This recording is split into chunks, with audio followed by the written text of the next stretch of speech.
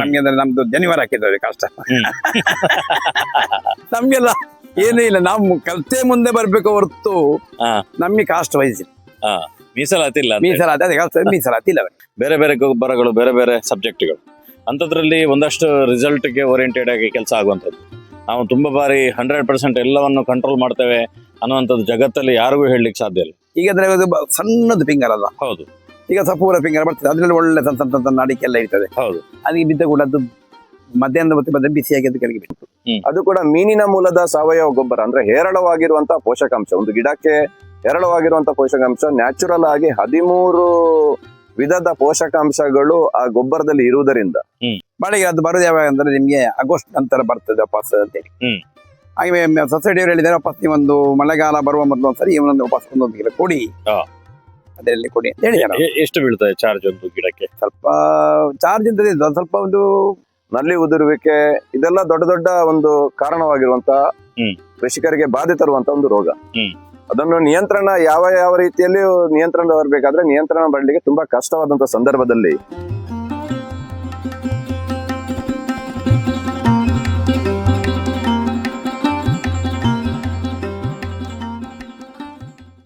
ಸಂಪೂರ್ಣ ಸಹಜ ಕೃಷಿ ಯೂಟ್ಯೂಬ್ ಚಾನಲ್ನ ಎಲ್ಲ ವೀಕ್ಷಕರಿಗೂ ನಮಸ್ಕಾರ. ನಾನು ಶಿವಪ್ರಸಾದ್ ಮಲೆಬೆಟ್ಟು. ನಾನಿವತ್ತು ನಮ್ಮ ಬೆಳ್ತಂಗಡಿ ತಾಲೂಕಿನ ಮಾಲಾಡಿ ಗ್ರಾಮದ ಮಡಂತ್ಯಾರ್ ಪಕ್ಕದಲ್ಲಿದ್ದೇನೆ. ನಾನಿವತ್ತು ಒಂದು ಹಳೆಯ ತೋಟಕ್ಕೆ ಬಂದಿದ್ದೇನೆ. ಸುಮಾರು 60 ವರ್ಷ ಮೇಲ್ಪಟ್ಟಂಥ ಅತ್ಯಂತ ಸುಂದರವಾಗಿರುವಂಥ ಒಂದು ಅಡಿಕೆ ತೋಟ. ಇಷ್ಟು ಏಜ್ ಆದರೂ ಕೂಡ ಅಡಿಕೆ ಗಿಡಗಳು ಚೆನ್ನಾಗಿದೆ, ತುಂಬ ಎತ್ತರಕ್ಕೆ ಹೋಗಿದೆ. ಅದರ ಜೊತೆಗೆ ನಾನು ಅಷ್ಟು ಚೆನ್ನಾಗಿ ಅಷ್ಟು ವರ್ಷದಿಂದ ಮೇಂಟೈನ್ ಮಾಡ್ಕೊಂಡು ಬಂದಿದ್ದಾರೆ. ಯಾಕೆ ಅಂತ ಹೇಳಿದ್ರೆ ಇದನ್ನು ನೋಡುವಾಗ ನಿಮಗೆ ಬುಡದಿಂದ ತುದಿಯವರೆಗೆ ಒಂದೇ ರೀತಿಯಲ್ಲಿ ನಿಮಗೆ ಇದರಲ್ಲಿ ದಪ್ಪಗಳು ಕಾಣ್ತದೆ. ಅದು ಯಾಕೆ ಅಂತ ಹೇಳಿದರೆ ಅದನ್ನು ಪ್ರತಿ ವರ್ಷ ಒಂದೇ ರೀತಿಯಲ್ಲಿ ಮೇಂಟೈನ್ ಮಾಡಿದರೆ ಮಾತ್ರ ಆ ರೀತಿ ಬರುವಂಥದ್ದು, ಇಲ್ಲದಿದ್ದರೆ ಅದು ವ್ಯತ್ಯಾಸಗಳು ಬರ್ತದೆ. ಹಾಗೆ ನಾನು ಮಾತಾಡಲಿಕ್ಕೆ ಬಂದಿರುವಂಥದ್ದು ವೆಂಕಟರಾಮ್ ಬಾಳಿಗರು ಅಂತೇಳಿ, ಬಾಳಿಗ ಸ್ಟೋರ್ ಅಂತೇಳಿ ಮಡಂತ್ಯಾರಲ್ಲಿ ಸುಮಾರು ಒಂದು 100-120 ವರ್ಷಗಳಿಂದ ಬಾಳಿಗ ಸ್ಟೋರ್ ಇದೆ. ಆ ಒಂದು ಮನೆತನದಿಂದ ಬಂದಿರುವಂಥವ್ರು, ಅದ್ಭುತವಾದಂಥ ಕೃಷಿಕರು, ಅದರ ಜೊತೆ ಒಳ್ಳೆ ವ್ಯಾಪಾರಸ್ಥರು. ಅವರ ತೋಟದಲ್ಲಿದ್ದೇನೆ. ಈ ವೆರೈಟಿ ಯಾವುದು ಅಂದರೆ ಒಂದು 60 ವರ್ಷದಿಂದ ಇಷ್ಟು ಚೆನ್ನಾಗಿ ಕೊಡಬೇಕು, ಎಡೆಕಂಡುಗಳು ಯಾವುದು ಇಲ್ಲ, ಇಷ್ಟು ಚೆನ್ನಾಗಿರುವಂಥ ತೋಟ, ಇದರ ವೆರೈಟಿ ಯಾವುದು, ಮತ್ತು ಇದಕ್ಕೆ ಸಂಬಂಧಿಸಿದಂಥ ಒಂದಷ್ಟು ಸಂಗತಿಗಳು, ಇದಕ್ಕೆ ಹಾಕುವಂಥ ಗೊಬ್ಬರಗಳು, ಮತ್ತು ಎಲೆ ಚುಕ್ಕಿ ರೋಗ ಅನ್ನುವಂಥ ಒಂದು ಸವಾಲಿಗೆ ಇವರು ಯಾವ ರೀತಿ ಅದನ್ನು ಎದುರಿಸಲಿಕ್ಕೆ ಪ್ರಯತ್ನ ಮಾಡ್ತಿದ್ದಾರೆ ಅನ್ನುವಂಥ ಎಲ್ಲ ಸಂಗತಿಯನ್ನು ಈ ವಿಡಿಯೋದಲ್ಲಿ ಕೊಡ್ತಾ ಇದರ ಸಂಪೂರ್ಣವಾಗಿರುವಂಥ ಮಾಹಿತಿಯನ್ನು ಕೊಡ್ತಾನೆ. ಬಾಳಿಗರೇ ನಮಸ್ಕಾರ. ನಮಸ್ಕಾರ. ಹೇಗಿದ್ದೀರಿ? ಆರಾಮ. ಇವತ್ತು ಕೃಷಿ ಮಾಡೋದು ಅಂತ ಹೇಳಿದ್ರೆ ತುಂಬ ಕಷ್ಟದ ಕೆಲಸ ಅಂತಿದೆ. ಅಂಥದ್ರಲ್ಲಿ ನಿಮ್ಮ ಕೃಷಿಯ ಬಗ್ಗೆ ಅಪಾರವಾಗಿರುವಂಥ ಅನುಭವ, ತುಂಬ ವರ್ಷದಿಂದ ವ್ಯವಹಾರದ ಜೊತೆಗೆ ಕೃಷಿಯನ್ನು ಕೂಡ ಚೆನ್ನಾಗಿ ಮಾಡ್ತಾಯಿದ್ರಿ. ಒಟ್ಟಾರೆ ಈ ಅನುಭವದಲ್ಲಿ ಒಂದು ಅಡಿಕೆ ಕೃಷಿಯ ಬಗ್ಗೆ ಮಾತಾಡೋದಾದ್ರೆ ಏನೇನು ಸಂಗತಿಗಳು ನಿಮ್ಮ ತೋಟದಲ್ಲಿ ವಿಶೇಷತೆಗಳಿದೆ? ಅಡಿಕೆ ಇದು ನಮ್ದು ತಂದೆಯವರು ಮುಂಚೆ ವಿಟ್ಲದಿಂದ ಅಡಿಕೆ ತಂದು ಸಸಿ ಮಾಡಿದ್ದು ಒಂದು 60 ವರ್ಷ ಮೊದಲಿಂದ. ಒಂದು ಸರಿ ಅದ್ರದ್ದು ಒಂದು ಜನರೇಷನ್ ಆಯ್ತು, ಮತ್ತೆ ಅದೇ ಅಡಿಕೆ ಸಸಿಯನ್ನು ಅದರ ಅಡಿಕೆ ಅಂತ ತೆಗೆದು ನಾವು ಇಲ್ಲಿಂದ ವಾಪಸ್ ಮಾಡಿದ್ವಿ. ಅಂದ್ರೆ ಇದಕ್ಕೆ 60 ವರ್ಷ ಆಗಿದೆ. ಇದಕ್ಕಿಂತ ಮೊದಲಿದ್ದು ಸಸಿ ಇತ್ತು, ಅದು ಹೋಯ್ತು. 60 ವರ್ಷ ಮೊದಲು ಸಸಿ ಹೋಗಿ ಈಗ 60-50 ಚಿಲ್ಲರ ಆಗ್ಬೋದು ಇದಕ್ಕೆ. ಏನು ವಿಶೇಷ ಇದ್ರದ್ದು? ಅದು ನಿಮ್ಮ ಅಡಿಕೆ ಉಂಟಲ್ಲ, ಸ್ವಲ್ಪ ಉದ್ದ ಹೋಗ್ತದೆ ಮರ, ಆದ್ರೆ ಅಡಿಕೆ ಆಗ್ತಾ ಇರ್ತದೆ. ನೀರು ಕಮ್ಮಿ, ಮತ್ತೆ ಈಟು ಕಮ್ಮಿ, ಗೊಬ್ಬರ ಕೂಡ ಅಲ್ಲಿಂದ ಅಲ್ಲಿಗೆ ಹಾಕೋದು ನಾವು ಅಲ್ಲ. ಮತ್ತೆ ನಾವು ಸ್ವಲ್ಪ ಸುಂಟನ್ ಮಾಡಿ ಹಾಕ್ತೇವೆ, ಒಳ್ಳೇದು ಮಾಡಿ. ಅದರಿಂದ ಅಡ್ವಾಂಟೇಜ್ ಉಂಟು ಸುಂಟನಲ್ಲಿ. ಎಲ್ಲಿ ಸುಂಟನ್ ಮಾಡೋದು? ನಮ್ಮ ಮನೆ ಹತ್ರ ಮಾಡ್ತೇವೆ, ಇಲ್ಲಿ ಮೇಲೆ ಮಾಡ್ತೀವಿ. ಎಷ್ಟು ಆಗ್ತದೆ? ಅದೊಂದು 5 ಕಿಲೋ ಡಬ್ಬಿ ಉಂಟಲ್ಲ, ಯಾವುದು ಪೈಂಟ್ ಡಬ್ಬಿ ಉಂಟಲ್ಲ, ಅದ್ರಲ್ಲಿ ಒಂದು ಫುಲ್ ಹಾಕ್ಬಿಟ್ಟು ಅದೇ ಮೊದಲಿಗೆ ಎಂತ ಮಾಡುದಂದ್ರೆ ಎಂತ ಮಾಡಿ ಸೊಗೆ ಎಲ್ಲ ಹಾಕೋದು, ಹಾಗೆ ನೀರು ಬಿಡುದು. ಹಾಗಂದ್ರೆ ಅದ್ರ ಒಳಗಿಂದ ಪಸೆ ನಿಲ್ತದೆ, ತುಂಬಾ ನೀರು ಕೊಡುವಾಗ ಅವಶ್ಯಕತೆ ಇಲ್ಲ ಐತಿ. ಅಂದ್ರೆ ಆವಾಗ ವಿಟ್ಲದಲ್ಲಿ ಅಡಿಕೆ ಸಸಿ ಅಂದ್ರೆ ಬಾರಿ ಹಿಂದೆ ವಿಟ್ಲದಲ್ಲಿ ಮಾತ್ರ ಅಡಿಕೆ. ಈಗೆಲ್ಲ ಮಾತ್ರ ಅಲ್ಲದೆ ಮುಂಚೆ ಈಗೆಲ್ಲ ತುಂಬಾ ಕಡೆ ಎಲ್ಲ ಮಾಡ್ತಾರಲ್ಲ, ಆಗ ವಿಟ್ಲದಲ್ಲಿ ಮಾತ್ರ ಇತ್ತು. ಅಂದ್ರೆ ಎಲ್ಲಾ ಕಡೆ ನರ್ಸರಿಗಳು ಇರ್ತಿರ್ಲಿಲ್ಲ. ಇಲ್ಲ ನರ್ಸರಿಗಳ ವಿಟ್ಲದಲ್ಲಿ ಮಾತ್ರ ಅದೊಂದು ಸ್ಪೆಷಲ್. ಅಡಿಕೆ ಅಂದ್ರೆ ವಿಟ್ಲ ಅಲ್ಲ, ವಿಟ್ಲ ಅಂದ್ರೆ ಬ್ರ್ಯಾಂಡ್. ಈಗ ವಿಟ್ಲನೇ ವೆಯ್ಟ್ ಹೆಚ್ಚು ಬರ್ತದೆ ಅಂತ ಹೇಳ್ತಾರಲ್ಲ ಅಡಿಕೆ. ಒಳ್ಳೆ ಬರ್ತದೆ ಅಡಿಕೆ. ಕರೆಕ್ಟ್. ಈಗ ವಾಪಸ್ ಈಗ ನಾನು 500 ಸಸಿ ಮಾಡ್ತಾ ಇದ್ದೇನೆ ಈಗ. ಎಲ್ಲಿಂದ? ಇದರಿಂದ ತೆಗೆದಿದ್ದೇನೆ. ಇದರಿಂದ ತೆಗೆದು ಈಗ ಕೆಲವು ಹೋಗಿದೆ ಅಲ್ಲ ಉಂಟು ಎಲ್ಲ ತೆಗೆದು ನಡೆ ಸಸಿ ಇಡ್ತಿಲ್ಲ, ಕಂಪ್ಲೀಟ್ ಒಂದ್ಸರಿ ಒಂದು ಅರ್ಧ ವಾಸಿ ಕ್ಲಿಯರ್ ಮಾಡಿ ಹಾ. ಆಮೇಲೆ ತೆಗಿಲಿಕ್ಕೆ ಮನಸ್ಸು ಬರ್ತಿಲ್ಲ, ಕೆಲವರು ಒಳ್ಳೇದುಂಟು, ಏನ್ ಮಾಡ್ಲಿಕ್ಕೆ ಆಗ್ತದೆ. Correct correct. ಈಗೊಂದು ವಿಶೇಷ ಏನಂತ ಹೇಳಿದ್ರೆ ರೋಗಗಳೆಲ್ಲ ಬೇರೆ ಬೇರೆ ರೀತಿದ್ದು ಬರ್ತಾ ಇದೆ. ಹಾ. ಈ ಸಂದರ್ಭದಲ್ಲಿ ನೀವು ಸುಮಾರು ಒಂದು 50-60 ವರ್ಷದಿಂದ ಈ ತೋಟವನ್ನು ಚೆನ್ನಾಗಿ ನೋಡಿದ್ರಿ. ಹಾ. ಆ ಹಿಂದೆ ಏನೇನು ಆದ್ರೆ ರೋಗಗಳಿತ್ತು? ಈ ತೋಟಕ್ಕೆ ರೋಗ ಸ್ವಲ್ಪ ಕಮ್ಮಿ. ಅಲ್ಲ, ಹಿಂದೆ ಯಾವ ರೋಗಗಳಿತ್ತು ಒಂದು 40 ಇಲ್ಲ. ವರ್ಷದಿಂದ? ನಮ್ಮ ತಂದೆಯವರಿರುವಾಗ ಏನೋ ಒಂದು ಸ್ಪ್ರೇ ಮಾಡ್ತಿದ್ರು, ನಮ್ಮ ಅಜ್ಜನವರು ಇರುವಾಗ ಹಾ. ಯಾವಾಗ ಒಂದು ಸರಿ ಸ್ಪ್ರೇ ಮಾಡ್ತಿದ್ರು. ಈಗ ಅಂದ್ರೆ ಲೋಕ ಅದು ಅದಕ್ಕೆ ಅಡಿಕ್ಟ್ ಆಗಿದೆ. ಈಗ ಒಂದು 15-20 ವರ್ಷ ಆಯ್ತು ಈಗ. ಅಲ್ಲ. ಅಂದ್ರೆ ಮುಂಚೆ ನಮ್ಮ ತೋಟ ಇಲ್ಲಿ ಮಾತ್ರ ಇತ್ತು, ನಮ್ಮದ ಇಲ್ಲಿಂದ ಅಲ್ಲಿ ಮಾತ್ರ. ಈಗೆಲ್ಲರ ತೋಟ ಉಂಟು. ಈಗ ಹೊಸ ಹೊಸ ತಳಿಗಳು ಬರ್ತದೆ, ಇದು ಮಾಡ್ತದೆ. ಹಾಗೆ ರೋಗ ಬರೋ ಕೆಲವರು ಮದ್ದು ಸರಿ ಕರೆಕ್ಟ್ ಟೈಮ್ ಬೆಳೆದಿದ್ರೆ ಅದು ನಮ್ದು ತೋಟ ಬಿಟ್ಟು ಬರ್ತದೆ. ನೀವು ಎಷ್ಟು ಬಾರಿ ಸ್ಪ್ರೇ ಮಾಡ್ತೀರಿ? ಈ ಸರಿ 3 ಸ್ಪಾರಿ ಮಾಡಿದೆ. ಅದು ಕೂಡ 3 ಕಿಲೋ ಮೈತಿಗೆ 200 ಲೀಟರ್ ನೀರು. ಸಾಕಾಗಿದ? ಹಾ. ನಿಂತಿದ? ಇಲ್ಲ, ಆದ್ರೂ ಕೂಡ ಬರೀ ಟೈಟ್ ಅಲ್ಲಿ ತೊಂದ್ರೆ ಇಲ್ಲ, ನಿಂತಿದೆ. ಉಂಟು ಅಡಿಕೆ ಸಸಿ. ಈ ಸರಿ ಸ್ವಲ್ಪ ಫಸಲು ಉಂಟು ಜಾಸ್ತಿ. ಅಲ್ಲ, ಕಳೆದ ಬಾರಿ ಸ್ವಲ್ಪ ಫಸಲು ಕಮ್ಮಿ. ಕಮ್ಮಿ ಅಲ್ಲ, ಎಲ್ರಿಗೆ ಕಮ್ಮಿ. ಈ ಸರಿ ಸ್ವಲ್ಪ ಫಸಲು ಉಂಟು. ಹಿಂಗಾರೆಲ್ಲ ಚೆನ್ನಾಗಿ ಬರ್ತಾ ಉಂಟು, ಈಗ ಬರ್ತಾ ಉಂಟು. ಈಗ ಇದು ನೋಡುವಾಗ ತುದಿ ಕಾಣೋದಿಲ್ಲ, ಅಷ್ಟೇ ಎತ್ತರಕ್ಕಿದೆ ಮರಗಳೆಲ್ಲ ಕೂಡ. ಇದನ್ನು ತೆಗೆಯುವಂತದ್ದು ಎಲ್ಲ ಹೇಗೆ? ಅದು 25 ಫೀಟಿನ ನಮ್ಮ ಲೇಣಿ ಉಂಟು. ಅದರ ಮೇಲೆ 10 ಫೀಟ್ ಹತ್ತಾನೆ. 10 ಫೀಟ್ ಅಂದ್ರೆ ಅವ ತಲೆ ಹಾಕಿ. ಹೌದು. ಆಮೇಲೆ ಅವನು ದೋಂಟಿ 15-20 ಫೀಟ್ ದೋಂಟಿ ಉಂಟು, ಅದು ತೆಗಿತಾನೆ.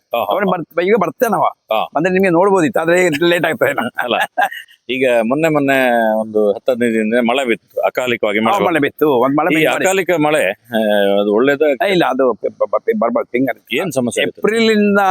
ಏಪ್ರಿಲ್ ಮತ್ತೆ ಆದ್ರೆ ನಿಮ್ಮ ಮಳೆ ಬಿದ್ದರೆ ಪ್ರಾಬ್ಲಮ್. ಈಗ ಅದ್ರ ಸಣ್ಣದು ಫಿಂಗರ್ ಅಲ್ಲ. ಹೌದು.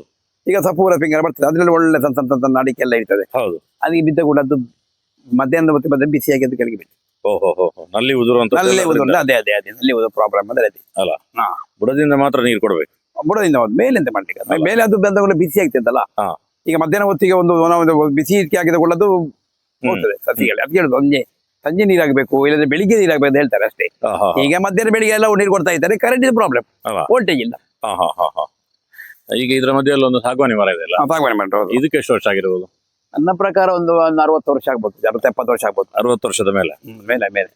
ಇದನ್ನ ನೀವು ತಂದು ನೆಟ್ಟಿದ್ದ ಅಥವಾ ಆದದ್ದು? ಅದೇ ನಮ್ಮ ತಂದೆಯವರ ಕಾಲದ ಅದು ಅರ್ಥದ ಗೊತ್ತಿಲ್ಲ. ತಂದೆಯವರು ಬಿನಿ ನಟ್ಟದ ಅದು ಒಂದು ಒಟ್ಟು ಸಸಿ ಒಂದುಂಟು, ಇದ್ದದ್ದು ಒಂದು 15-20 ಸಸಿ ಉಂಟು ನನ್ನ ಹತ್ರ. ಅವರಿಗೆ ಅಂದ್ರೆ ಅದೇ ಸಾಗುವಾನಿಯಲ್ಲಿ ಸಸಿಗೆ ಅದಂತ ಆಗ ನರ್ಸರಿಯಲ್ಲೆಲ್ಲ ಇರ್ಲಿಲ್ಲ.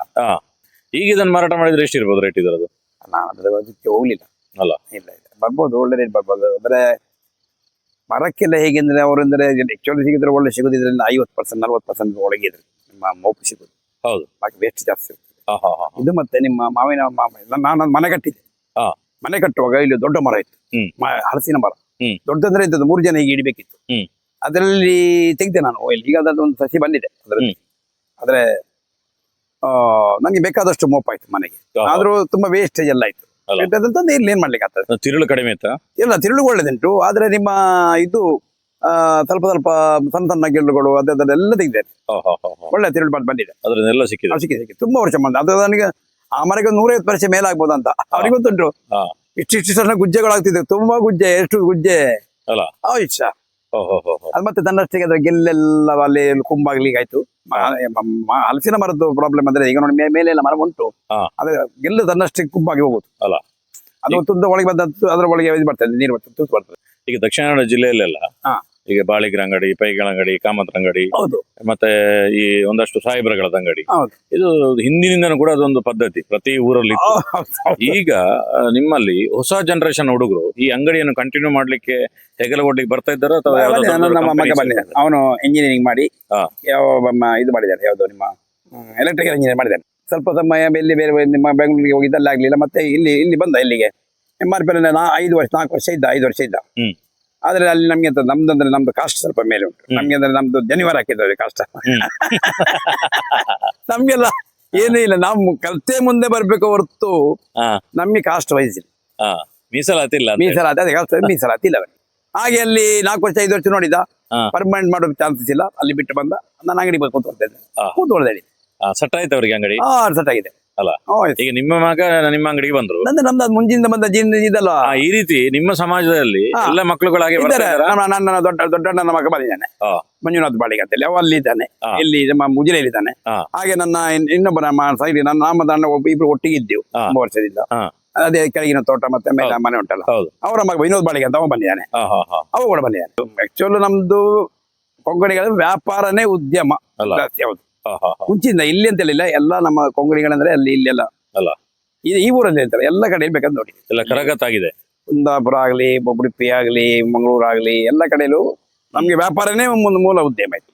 ಇದು ನಿಮ್ಮ ಇಂಜಿನಿಯರಿಂಗ್ ಮಾಡಿ ಸಾಫ್ಟ್ವೇರ್ ಅಲ್ಲಿಗೆಲ್ಲ ಹೋಗುವಾಗ ಮತ್ತೆ ಇಲ್ಲಿ ಸ್ವಲ್ಪ ಪ್ರಾಬ್ಲಮ್ ಆಗ್ತದೆ. ಈ ಕೂಲಿ ಕೆಲಸ ಅವರದ್ದು ಕಮ್ಮಿ, ಮಾಡೋರಿಲ್ಲ. ಈ ಬಂದರಲ್ಲಿ ನೋಡಿ ಎಲ್ಲ ತುಂಬಾ ಅಂಗಡಿ ಮುಚ್ಚಿದೆ. ತುಂಬಾ ಈ ಕೂಲಿ ಕೆಲಸ ಸ್ಟ್ರೈಕ್ ಆಯ್ತು, ಮತ್ತೆ ಹೊರಗಿಂದವರಿಗೆ ವ್ಯಾಪಾರ ಸ್ಟಾರ್ಟ್ ಆಯ್ತು. ಎಲ್ಲ ತುಂಬಾ ಅಂಗಡಿಗಳಿತ್ತು, ಒಂದು 50 ಅಂಗಡಿಗಳಿತ್ತು ನಮ್ದು ಕೊಂಕಣಿಗಳದ್ದು. ಎಲ್ಲ ಬಂದ ಕ್ಲೋಸ್ ಆಗ್ತಾ ಉಂಟು. ಸ್ವಲ್ಪ ಒಂದು ಕೈ ಬೆಳೆದಷ್ಟು ಈಗ ಮಾತ್ರ ಉಂಟು. ಈಗ ಪ್ರಸ್ತುತ ಆಗಿರುವಂತ ಒಂದು 5-10 ವರ್ಷದಿಂದ ಸವಾಲು ಇರುವಂತದ್ದು ಎಲೆ ಚುಕ್ಕಿ ರೋಗ. ಅದಕ್ಕೆ ನೀವು ಹೇಗೆ ಪರಿಹಾರ ಕಂಡುಕೊಂಡ್ರಿ ಮತ್ತು ನೀವು ಬೇರೆ ರೈತರಿಗೆ ಅದನ್ನು ಹೇಗೆ ಪರಿಹಾರ ಮಾಡ್ಬೇಕು ಅಂತ ಹೇಳ್ತೀರಿ? ಯಾಕಂದ್ರೆ ಬೇರೆ ನಾವಂದ್ರೆ ಒಂದು ಸೊಸೈಟಿಯಿಂದ ನಮ್ಮ ಮಡಂತ್ಯಾರ ಸೊಸೈಟಿ ಅಲ್ಲಿಂದ ಒಂದು ಹೋಗುವಾಗ ಅಲ್ಲಿ ಹೀಗೆ ಉಂಟದ್ದು ಒಬ್ರು ನಮ್ಮ ಇವರ ಸ್ಟಾಫ್ ಸೊಸೈಟಿ ಸ್ಟಾಫ್ ಹೇಳಿದ್ರು. ಹಾಗೆ ಮತ್ತೆ ಅವರು ಹೇಳಿದ್ರು ಮಿಕ್ಸ್ ಮಾಡಿ ಹಾಕಿ 3 ನಮ್ನೆ ಸಿಗ್ತದೆ, ಅದನ್ನ 2 ಗೋಣಿ ಹಾಕಿ ಮಿಕ್ಸ್ ಮಾಡಿ ಹಾಕಿ ಮಾಡಿ ಹೇಳಿದ್ರು. ಏನದು ಕೆಮಿಕಲ್? ಅದು ಹೌದು, ಕೆಮಿಕಲ್ ಎಲ್ಲ ಏನಿಲ್ಲ, ನಿಮ್ಮ ಎಂತದ್ದು ಸಾವಯವ ಗೊಬ್ಬರದ ಮೀನಿನ ಮೂಲದ ಕೈಟ ಎಲ್ಲ ಉಂಟು ಹೇಳಿದ್ರು ಅವರು. ನಿಮ್ಮ ಕೈ ಬೇನಿದ್ದು ಮತ್ತೆ ಮೀನಿದ್ದು ಮತ್ತೆ ನಿಮ್ಮ ಎಂತ ಎಲ್ಲ ಒಟ್ಟರಾಗಿ ಟೋಟಲ್ ಸಾವಯವ. ಎಷ್ಟು ಹಾಕಿದ್ರು ಒಂದೊಂದು ಬುಡಕ್ಕೆ? ಒಂದೊಂದು ಕಿಲೋ ಹಾಕಿದ್ದೇನೆ.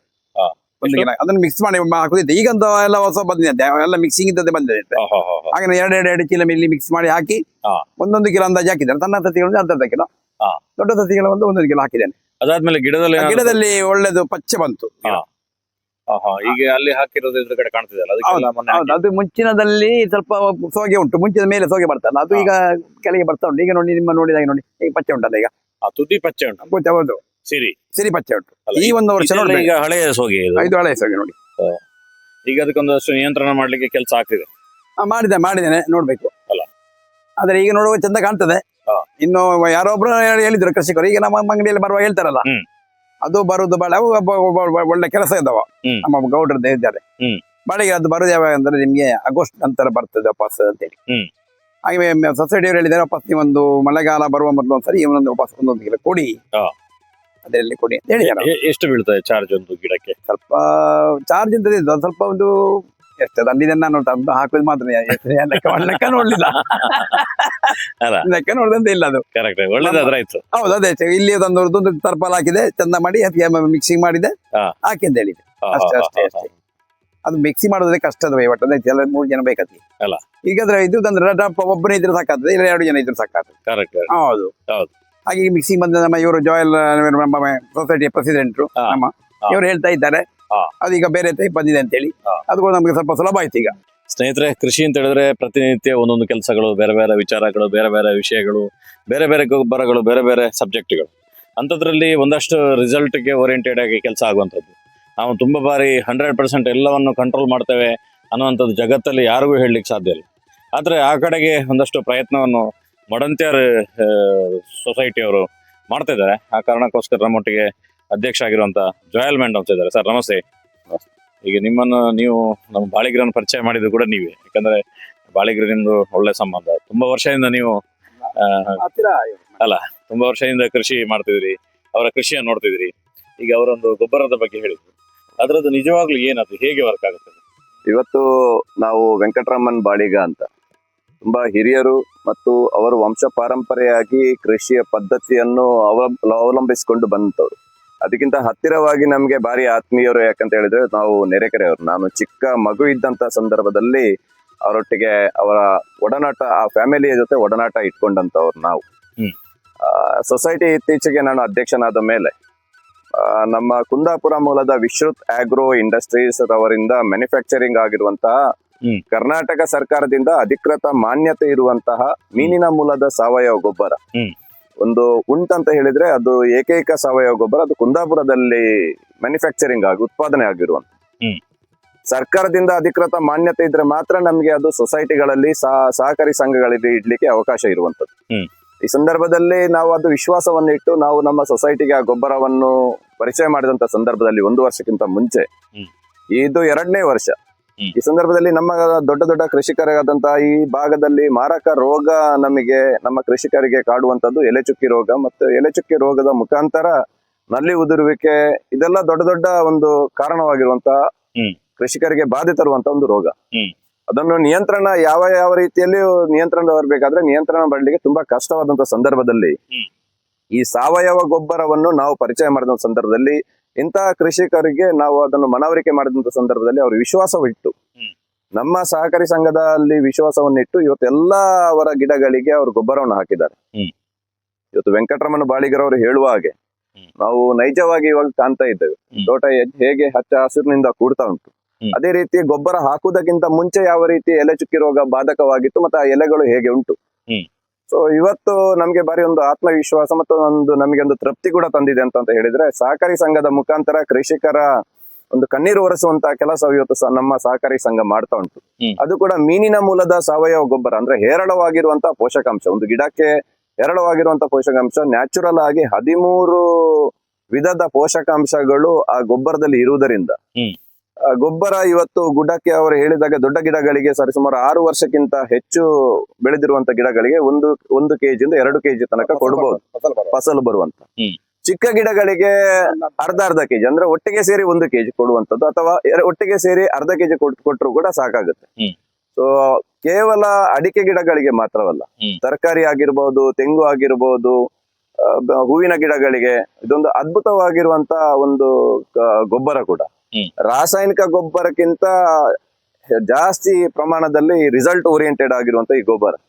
ಇವತ್ತು ಈ ಗೊಬ್ಬರ ಕೇವಲ ನಮ್ಮ ಮಡಂತ್ಯಾರ ಸೊಸೈಟಿಯಲ್ಲಿ ಮಾತ್ರ ಅಲ್ಲ, ನಮ್ಮ ಸೊಸೈಟಿಗೆ ಬಂದ ನಂತರ ಇವಾಗ ಸರಿಸುಮಾರು ಇವಾಗ ಬೆಳ್ತಂಗಡಿ ತಾಲೂಕಿನ ಎಲ್ಲಾ ಸೊಸೈಟಿಗಳಲ್ಲಿ ಕೂಡ ಲಭ್ಯ ಉಂಟು. ಮಾತ್ರವಲ್ಲ, ದಕ್ಷಿಣ ಕನ್ನಡ ಜಿಲ್ಲೆ ಎಲ್ಲಾ ಕಡೆಗಳಲ್ಲಿಯೂ ಕೂಡ ಇವಾಗ ಮೂಡುಬಿದ್ರೆ ತಾಲೂಕಿನಲ್ಲಿ ಕಿನ್ನಿಗೋಳಿ ಆಗಿರ್ಬಹುದು, ಬಚ್ಪೆ ಆಗಿರ್ಬಹುದು, ಅಥವಾ ಎಡಪದವ ಆಗಿರ್ಬಹುದು, ನಿರ್ಮಾರ್ಗ ಆಗಿರ್ಬಹುದು, ಈ ತರ ಎಲ್ಲಾ ಸೊಸೈಟಿಗಳಲ್ಲಿಯೂ ಕೂಡ ನಮ್ಮ ಹತ್ರ ಕೇಳಿ ಅವರು ಗೊಬ್ಬರವನ್ನು ಹಾಕಿಸಿದ್ದಾರೆ. ಕಾರಣ ಇಷ್ಟೇ, ಅದ್ಭುತವಾಗಿರುವಂತಹ ಒಂದು ಫಲಿತಾಂಶ ಸಿಗ್ತಾ ಉಂಟು ಕೃಷಿಕರಿಗೆ. ಈಗ ಇಂತ ಹಿರಿಯರು ಫಲಿತಾಂಶ ಅದು ಹೇಳ್ತಾರಂತ ಹೇಳಿದ್ರೆ, ಇಂತ ಒಂದು ಕೃಷಿಕರಿಗೆ ಹಣ ಕೊಟ್ಟು ನೀವು ಫಲಿತಾಂಶ ಹೇಳಿ ಅಂತ ಹೇಳಿದ್ರೆ ಯಾರು ಕೂಡ ಫಲಿತಾಂಶ ಹೇಳಲಿಕ್ಕೆ ತಯಾರಿರುವುದಿಲ್ಲ. ಯಾಕಂದ್ರೆ ಅವರವರ ಕೃಷಿ ಅವ್ರು ನಂಬಿಕೊಂಡು ಬಂದಿರುವಂತದ್ದು ಅವರ ಪದ್ಧತಿ ಅದು.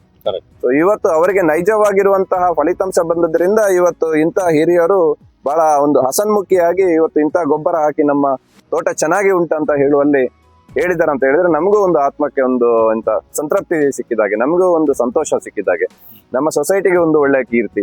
ಇಂಥ ಗೊಬ್ಬರ ಎಲ್ಲಾ ಕೃಷಿಕರು ಉಪಯೋಗ ಮಾಡಿ. ನೀವು ಒಮ್ಮೆ 500 ಗಿಡ ಉಂಟಂತ ಹೇಳಿದ್ರೆ 100 ಗಿಡಕ್ಕೆ ಹಾಕಿ ಇಂಥ ಗೊಬ್ಬರವನ್ನು ನೀವು ಪ್ರಾಯೋಗಿಕವಾಗಿ ನೋಡಿದಾಗ ನಿಮ್ಗೆ ರಿಸಲ್ಟ್ ಖಂಡಿತವಾಗಿ ಸಿಗುತ್ತೆ ಅಂತ ಎಂಬಂಥದ್ದು ನಾನು ಹೇಳಲಿಕ್ಕೆ ಸಂತೋಷ ಪಡ್ತೇನೆ. ಓಕೆ ಬಾರಿಗೆ, ಓಕೆ ಜಯಲ್ರೆ, ಒಂದು ಕೃಷಿಕನಿಗೆ ಬೇರೆ ಬೇರೆ ದಾರಿಗಳಿರ್ತದೆ. ತುಂಬಾ ಸಲ ಒಂದು ವಾಕ್ಯದಲ್ಲೇ ಹೇಳ್ತೇವೆ, ಎಲ್ಲ ಬೋಗಸ್ ಕಂಪನಿಗಳು ಎಲ್ಲ ಜನರನ್ನು ಮೋಸ ಮಾಡ್ತಾರೆ, ಹಾಗೆ ಹೀಗೆ ತುಂಬಾ ಜನ ನನ್ಗೆ ವಿಡಿಯೋ ಮಾಡಿದಾಗ ಹೇಳ್ತಾರೆ. ಆದ್ರೆ ನಾನು ಹೇಳುವಂತದ್ದು ನೀವು ಹೇಳಿದಾಗೆ, ಅಂದ್ರೆ ನೀವು ಹೇಳಿದ್ರಿ 100 ಗಿಡಕ್ಕೆ ಪ್ರಯೋಗ ಮಾಡಿ ನೋಡಿ ಅಂತ. ಯಾಕಂದ್ರೆ 1 ವರ್ಷದಲ್ಲಿ ನಿಮ್ಗೆ ಗೊತ್ತಾಗತ್ತೆ, 3-4 ತಿಂಗಳಲ್ಲಿ. ನಾನು ಹೇಳ್ತೀನಿ ಅದು ಆಗುದಿಲ್ಲ ಅಂದ್ರೆ ಇನ್ನೊಂದು 10 ಗಿಡಕ್ಕೆ ಮಾಡಿ ನೋಡಿ. ಯಾಕಂದ್ರೆ ವರ್ಷ ಏನು ಚೇಂಜ್ ಆಗಲ್ಲ. 10 ಗಿಡಕ್ಕೆ ಹಾಕಿ ಗೊತ್ತಾಗತ್ತೆ. ಗೊತ್ತಾದ್ಮೇಲೆ ಅದರ ಚೇಂಜಸ್ ನ ನೋಡಬಹುದು. ಆ ಕಾರಣಕ್ಕೋಸ್ಕರ ಫಲಿತಾಂಶ ನೋಡ್ಲಿಕ್ಕೆ ಸಾಧ್ಯ ಉಂಟು. ಈಗ ಸಿಂಗಾರ ಕೂಡ ನೋಡಿ, ಈ ಗಿಡಗಳಲ್ಲಿ ಕೂಡ ಚೆನ್ನಾಗಿ ಬರ್ತಾ ಉಂಟು, ಸ್ವಲ್ಪ ಲೇಟ್ ಆಗಿದೆ. ಓಕೆ ಸರ್, ನಂಗೆ ಒಂದು ಉತ್ತಮವಾಗಿರುವಂತ ಮಾಹಿತಿಯನ್ನು ಕೊಟ್ಟಿದ್ರಿ. ಒಂದು ವಿಶೇಷವಾಗಿರುವಂತ ವಿಟ್ಲ ಲೋಕಲ್ ಅಡಿಕೆದ ಬಗ್ಗೆ ಕೂಡ ಒಂದು ಮಾಹಿತಿಯನ್ನು ಕೊಟ್ಟಿದ್ರಿ. ಅದರ ಜೊತೆಗೆ ನಿಮ್ಮ ಜೀವನದ ಒಂದು ಅನುಭವ, ಅಂಗಡಿ ವ್ಯಾಪಾರ, ಇಷ್ಟು ವರ್ಷ ನೋಡಿರುವಂಥದ್ದು ಎಲ್ಲದನ್ನು ನೋಡಿದ್ರಿ. ನಮ್ಮ ಸಂಪೂರ್ಣ ಸಹಜ ಕೃಷಿ ಯೂಟ್ಯೂಬ್ ಚಾನಲ್ ಕಡೆಯಿಂದ ನಿಮ್ಗೆ ಇಬ್ಬರಿಗೂ ಕೂಡ ಧನ್ಯವಾದಗಳು.